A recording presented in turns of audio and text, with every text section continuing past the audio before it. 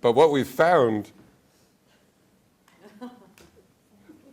over time is that things have really changed, and there's been an evolving of the field. We started our center back in 1991. It was actually the first center in the United States, in an academic health center.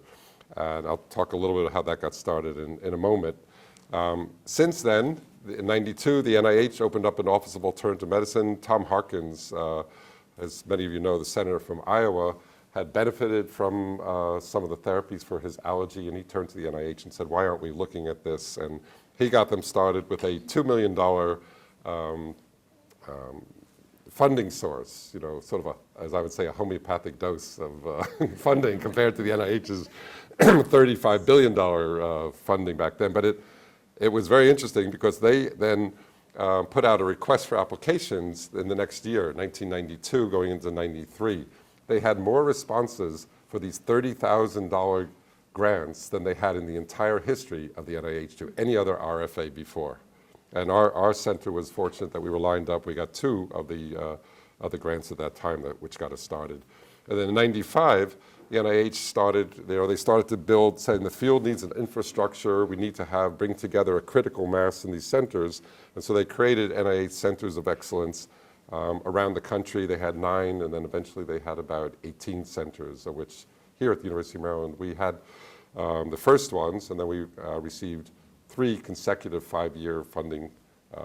Again, the only one in the United States that was able to do that.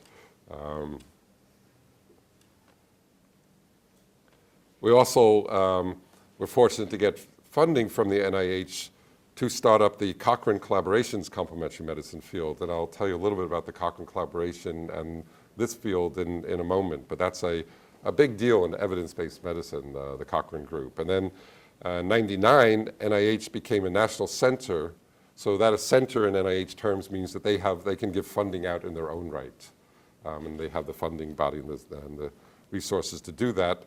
And then in the consortium in 2001 was formed. It was a consortium of academic health centers for integrative medicine. I'm kind of going backwards, so I'm going to move on to the Institute of Medicine. 2005, they got involved. Many of you know the Institute of Medicine, National Academy of Sciences. They had first a panel looking at the inflow and outflow in this report on complementary alternative medicine. And then they had a meeting a couple of years ago, 2009, looking at integrative medicine as the field has shifted. And we look here at the consortium, we see a changing from a '99, and then when it was officially started in 2001, there were 8 centers, Duke, Harvard, Stanford, UC San Francisco, Arizona, Maryland, UMass, and University of Minnesota. And then over time, there's been an increase in the number in this membership. And so the purpose was really, you had to have full programs in clinical care, research, education, 2 out of the 3. You had to have support from your top administration. And you really wanted to bring people together to share ideas and share what was working and not working.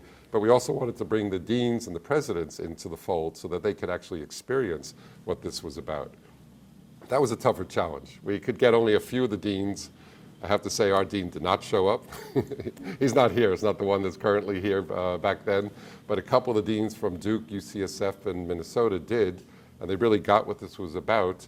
And the whole movement started to really take hold. And so you see the increase over this period of time, to the point where now there's a research meeting every couple of years through the consortium. There's one coming up in Portland in May. If any of you get a chance to go, they'll have like 1,000 people from all over the world coming to this meeting, and they'll be showcasing the best science that exists in this field at that time. But things have evolved so that over the past 10, 15 years, what people are now calling it and talking about integrative medicine. And integrative medicine is a little bit different. It's more of an approach to care. So it's not just about the modalities. It's looking at more tools in the tool chest of modalities, but it's an approach to care that's really collaborative.